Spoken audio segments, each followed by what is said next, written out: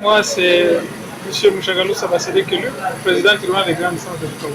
L'organisation des audiences foraines a été dictée par les impératifs de la loi qui se trouvent plus ou moins butés ou opposés aux difficultés, aux obstacles que nous rencontrons et la disponibilité que la Fondation Panzi a manifestée pour nous aider à surmonter ces obstacles. La loi, en ce qui concerne les questions de violence sexuelle, a réduit les temps d'instruction, que normalement elle devait prendre 3 mois maximum. Mais avec toutes sortes de difficultés que nous rencontrons, notamment les difficultés d'ordre pratique, d'ordre matériel, les procédures s'enlisent généralement. Aujourd'hui, nous avons pu bénéficier, après une demande faite à la Fondation Panzi, de quelques appuis pour nous permettre de faire respecter la loi, c'est-à-dire de mener des instructions avec la célérité voulue. Normalement, les prévenus doivent être régulièrement atteints, les victimes également, les parties civiles, mais il se peut que la plupart des cas que nous allons instruire pendant ces périodes sont des cas où il y a des personnes qui ne sont pas domiciliées dans la ville de Bukavu. Et c'est une difficulté. C'est la loi elle-même qui veut que nous puissions instruire en toute diligence. Mais d'autre part, la loi prévoit également que lorsque il y a eu des actes d'instruction qui sont posés par un parquet de notre ressort, par exemple, un parquet qui a son siège dans notre ressort, ce parquet peut envoyer ces cas devant nous. Alors qu'il se peut que le dossier est venu de loin. Pour être plus simple, le parquet général de Bukavu peut être amené à instruire ou à poser des actes d'instruction préparatoires dans une affaire qui concerne des gens d'Idji, par exemple, de Shabunda, de Mwenga, de Fizi, de n'importe où dans la province, parce que le parquet général a cette possibilité. Et le parquet général va fixer immédiatement la cause devant nous. Mais nous n'avons pas suffisamment de moyens pour atteindre, par exemple, les victimes ou les survivants qui résident à Mwenga ou à Fizi, bien que le prévenu peut être à la prison. Vous voyez qu'à ce moment-là, nous sommes en difficulté. Pour confronter, par exemple, ce prévenu aux déclarations de la victime qui ont été recueillies au parquet, nous sommes butés. Parfois, c'est vrai, on peut dire qu'on peut instruire sans la victime, mais il arrive également qu'il y a des constitutions parties civiles. Ces parties civiles-là, quand vous renvoyez une cause à 2 semaines, eh bien, elle rentre chez elle. Elle peut être représentée aujourd'hui, ne pas être représentée. Il y a aussi des questions d'ordre technique des experts.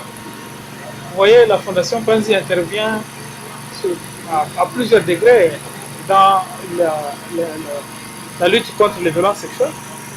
Elle a plusieurs expertises en la matière, et notamment quand il faut recueillir les éléments de preuve, bien que souvent il y a des éléments qui sont déjà déposés au dossier par le parquet, mais le tribunal a le devoir de les vérifier, de les contre-vérifier, parce qu'une partie peut les contester.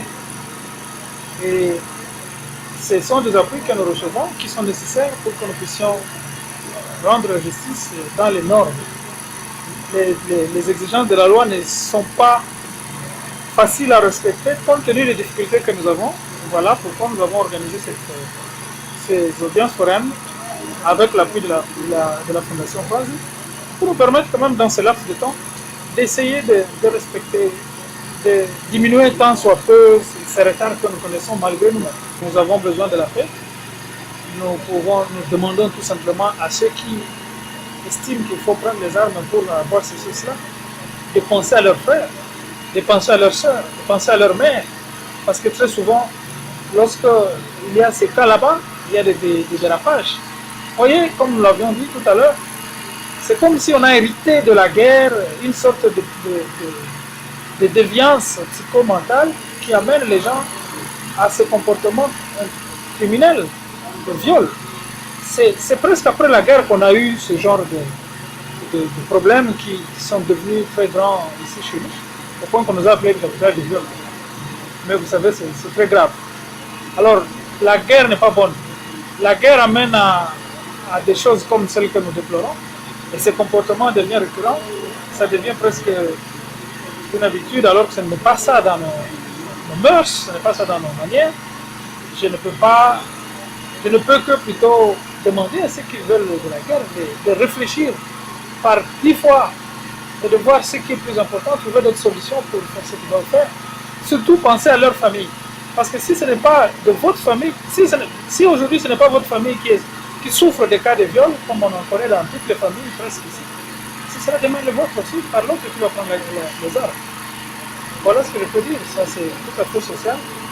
Et dans tous les cas, la guerre n'est pas la voie indiquée, ni pour prendre le pouvoir, ni pour avoir des biens quelconques. Le docteur Mukwege, je suis conscient du travail qu'il a mené, et le monde lui a reconnu ça, dans tous les cas.